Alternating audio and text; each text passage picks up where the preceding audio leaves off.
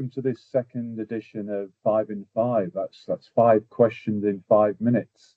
I'm Richard Eglon. I'm the CMO at Nebula Global Services, and in partnership with the Channel Community, as a gold supporter of the Channel Community, Nebula are running this 5 in 5 series, which the idea of this is to get some real high-level information and insights from some of the leaders in our field around ESG. So Nebula have got an ESG initiative they're running called ESG Unwrapped, and this 5 in 5 with the Channel Community fits within that initiative. So the idea is to share some really valuable insights to inspire and educate people to just do that little bit more with the ESG piece.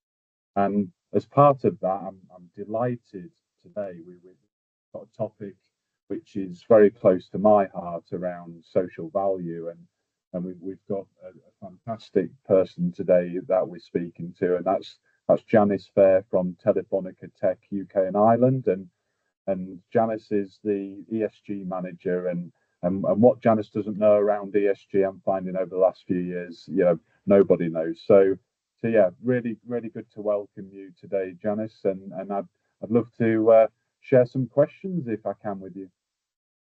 Kind, Richard. I'm just so happy to know you. It's always such a pleasure to work with you. Thank you so much for inviting me on here.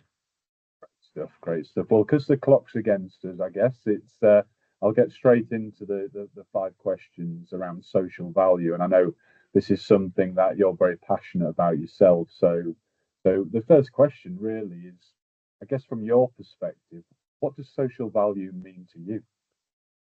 Thank you, Richard. So I always think about it this way when I think about social value. It's like, what does it mean to you as a person? So if I was going to think about what social value do I add, it would be, what do I do that is other than something that's just supposed to be enriching me? So how am I looking at how I'm helping other people or other organizations? But obviously the irony there is that it's actually hugely enriching, isn't it? Like that.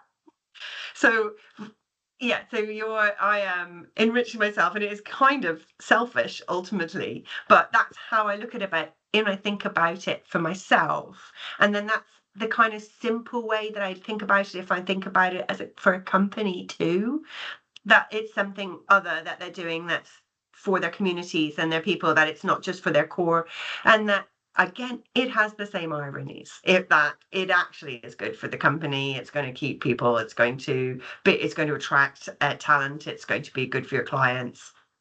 So that's how I think about it. But I looked it up on Copilot, which is what I'm sure everyone does these days. But I went, what is social value? And they said social value refers to the positive impact on society and the well-being of individuals created through actions, policies, or initiatives. So I don't know what. Yeah, no, I think that's great, and I think to that point the actions piece, right? It's having that impact on making a positive impact in the sense of once you start tracking social value. So, I mean, leading on from that, why do you feel companies should be adopting social values? I know at Telefónica Tech, you guys obviously are, and you're leading that charge. But why should other companies who haven't really started that journey be thinking of integrating that into their business strategy? Oh, thanks, Richard, and it's a great question. But the first thing is for any large company or any kind of medium-sized company nowadays, there's legislation around it, and really large fines if you don't comply to it. It's kind of a little bit scary, especially if you're doing it on the global. So, and if you're working globally, you definitely will. There's legislation in all the different countries. Absolutely terrifying, and so yes, legislation, you have to do it. And then there's pressure from your clients and your partners, like they're looking for you. I don't know, I'm sure people are getting inundated with those forms that you have to fill in, because the larger clients are being forced to look at their supply chain. So it's just coming down, it's coming down, it's coming down, it's coming down.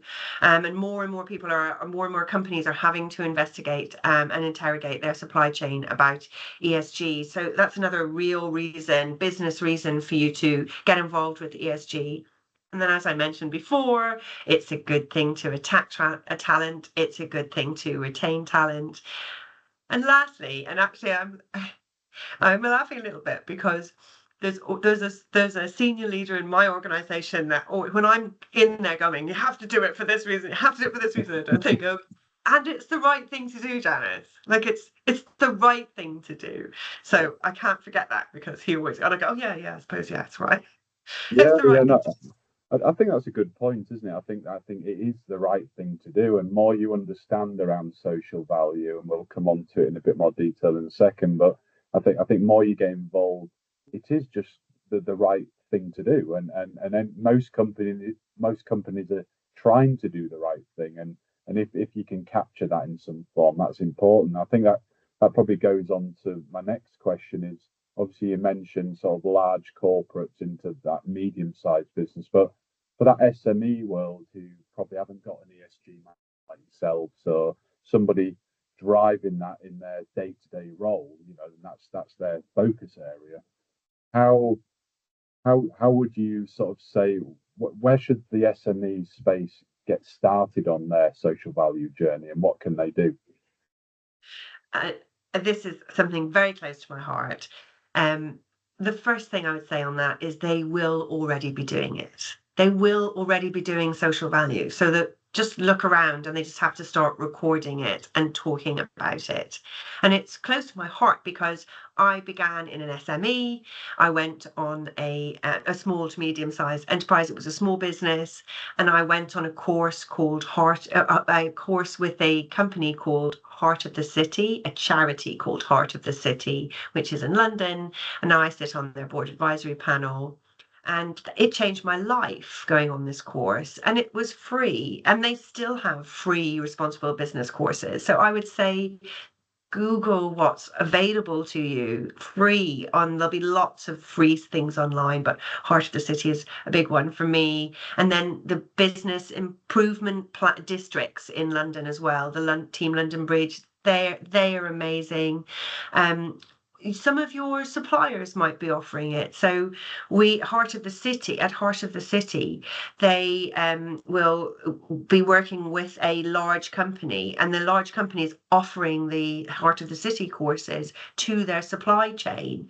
So, and they have been doing it for many years. So they're perfect to be able to supply that for large companies.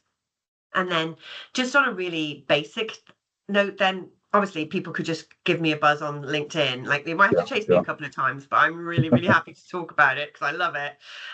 But really if I was going to give the simplest thing is you need senior leadership buy-in. You can't do it without senior leaders deciding they want to do it. There will be a champion. Find champions within your organization and start setting up networks. That makes sense. It's really good points there, and I think that leads nicely on to the next question in the sense that once people have started that journey, and some of that advice you've shared there is really valuable for that, is yep, obviously recording and understanding how effective that social value strategy is. Yep, how can people go about recording their social value impact and that positive change it's made?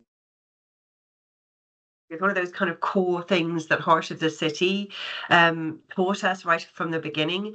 Everything you do, take pictures of it. Make sure you have an evaluation form, and put it all in an Excel. Like on the basic level, it is count your carbon, put it in an Excel. It can all be done in your Excel. And then the bigger you get, there are really amazing systems that you can buy out there now that will support you through your ESG journey. I think that's a good point. I think speaking to you previously, I know some of the advice you give us, and I know Nebula have onboarded. It's very much an Excel spreadsheet approach to begin with, and that's around, we've got the social value calculator we use, and it is in a simple Excel spreadsheet, and we do a review meeting, once a month, with a team of people from across the business who are sort of advocates, because it's not our day job. We're advocates of this. So yeah, I think that's really good advice, and I think people can reach out to you for more information should they require. That's for sure. And I guess you've touched on some of this as part of this interview, but for Janice, what's the favourite part for you about being involved with social value? What's the part of it that gets you sort of excited and passionate about driving that change even further? Oh, thank you. And Richard, I wanted to say, I'm really impressed with what Nebula do for your ESG. I love your approach. It's really clear as well, and really like you've got your KPIs and everything. I really like what you've done there. It's great work. But honestly, for social value, it's the stuff that I love most is meeting really nice people. So I think that, the people that are driven to go into social value, it's not everyone, but like most people are just really nice and they're kind of enthusiastic, and meeting people like you, like it's just lovely. I mean, I don't want it to sound too big, but like that's the truth. But also it's sort of self-selects nice people, doesn't it? Yeah, And yeah, then and then the other thing is, actually, it's a real privilege to meet people in the low point of their life too. And that is also, if you're doing social value, that's what you're doing, is you're kind of creating a net for people inside your organization and in your communities. And that is a privilege too, to meet people at the lowest ebb of their life and be there for them. And that's the people. It's always the people. yeah. No, I think that's the sort of theme coming through speaking to you and listening to your thoughts. It is people.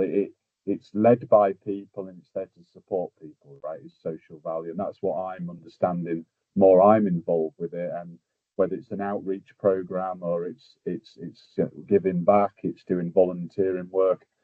you know, it's also recruiting people within a certain radius of your offices. So it's all about local community as well. So all these things I've found are things that most good companies are already doing. To your point, right at the beginning, and I think that sort of we've only skimmed the surface here, and we've probably run over our 5 minutes. But this is such a topic I know you're passionate about, as am I. So yeah, I think that's fantastic. I think thank you for giving us that brief insight, and I'm sure listening to this interview, I'm sure there's people out there who'll be definitely reaching out to you more and asking your view on a little bit more detail on some of the points you've raised. So thank you, Janice, and I look forward to seeing what comes next with yourself and Telefónica Tech on your social value journey. For you, Richard and Nebula, and thank you so much for this. It's always such a pleasure to talk to you. Great. Thank you, Jan.